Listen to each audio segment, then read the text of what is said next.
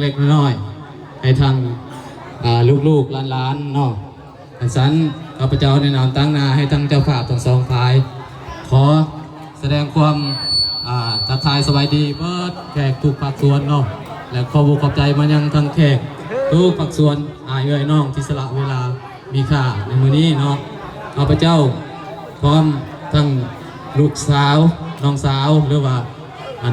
นาบ่าวนาสาวทั้งเจ้าภาพทั้งสองฝ่ายเนาะขอขอบใจมายังประธานบรรดาแขกทุกภาคส่วนที่มาร่วมงานในวันนี้เนาะสำหรับอาคารสถานที่หรือว่าอาหารเนาะประกอบทวนเพียงพอก็ขอโทษขออภัยน้ำประทานเนาะที่ว่าของกินแซ่บขึ้นกับผู้มักพี่น้องเนาะของกินขักขึ้นกับผู้กินแต่ว่าบ่ถึงบ่ต้องบ่ครบบ่ทวนก็ขอโทษขออภัยน้ำลายเนาะแล้วก็ท้ายสุดนี้ขอใส่พรให้ทางแขก